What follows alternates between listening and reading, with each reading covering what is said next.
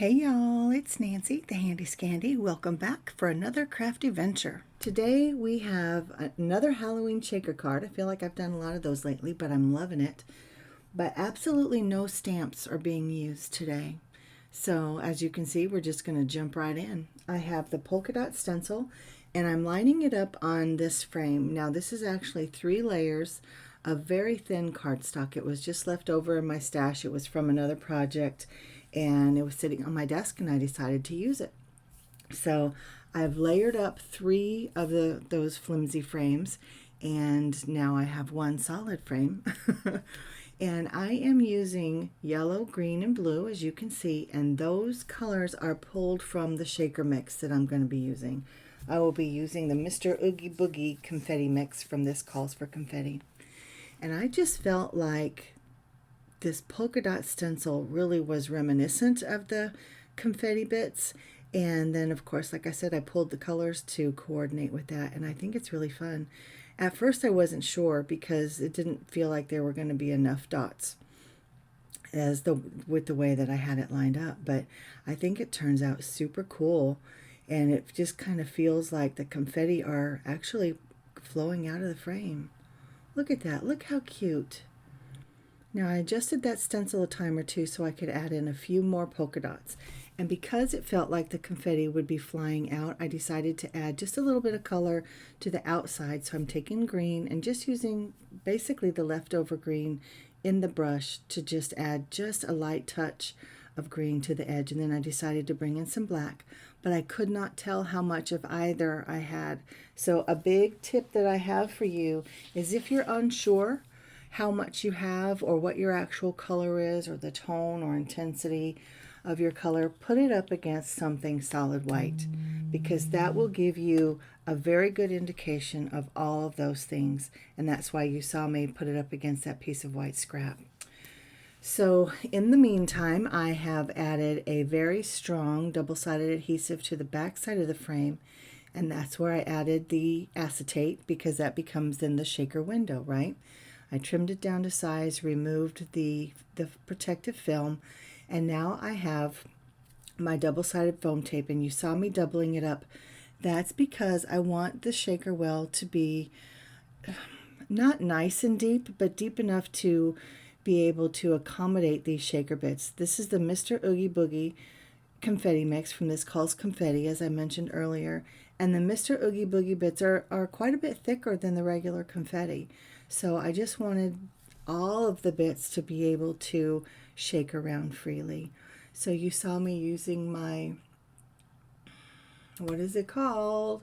My anti-static pouch bag because I want to remove the static from the acetate as well as the stick only from the inside of those adhesive strips though, because you don't want your shaker bits to be sticking there. So use that to get rid of the static and the stick, and then I added my background. Now on this one, I wanted that solid stark white background. I wanted that so that all of my colors would be able to play nicely and be able to pop and be prominent.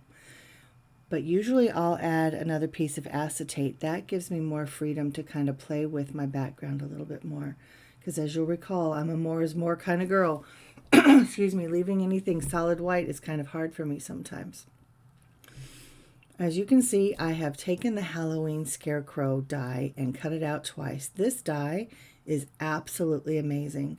Now keep in mind that there are, I don't even know, many ways that you can use this particular die. I just chose this way today. So I've cut it out of foam, that's up in the top left corner, and the piece that I'm working on now obviously is black glitter cardstock.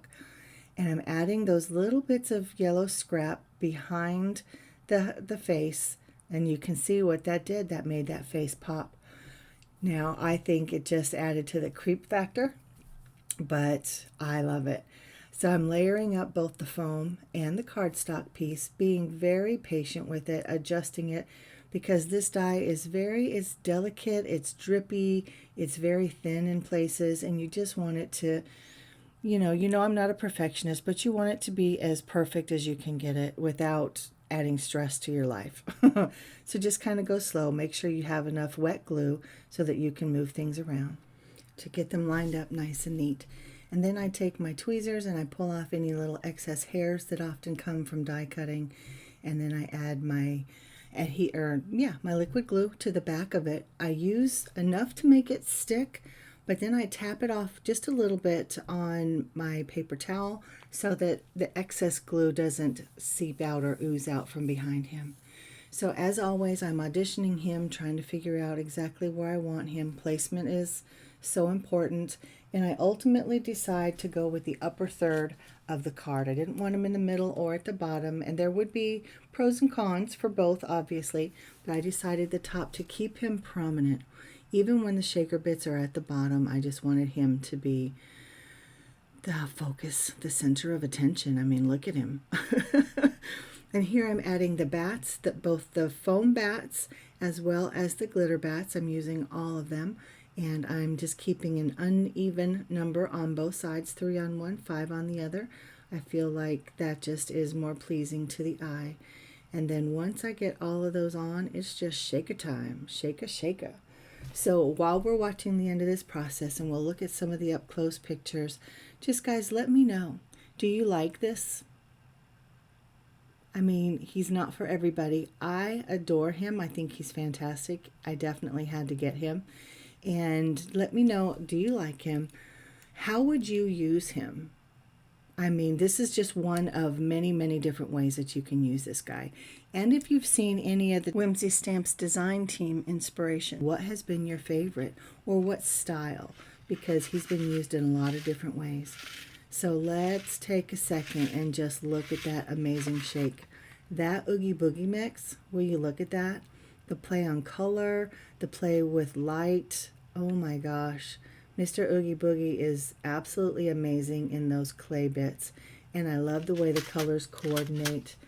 And oh, those little sparkle gems, the blue sparkle gems, just add more texture. And they're faceted, so the light plays more on those as well. So it's a shaker good time, y'all. A shaker good time. Yeah, so let's look at these close-ups. We can just see how he turned out. Let me know your thoughts.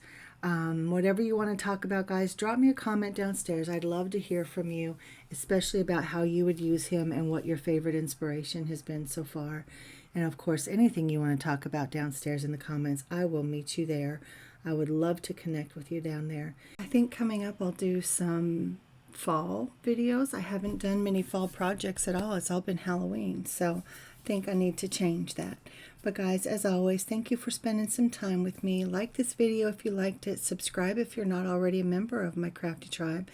And again, leave a comment downstairs. And until next time, guys, this is Nancy, the Handy Scandy. Mwah! I'm out.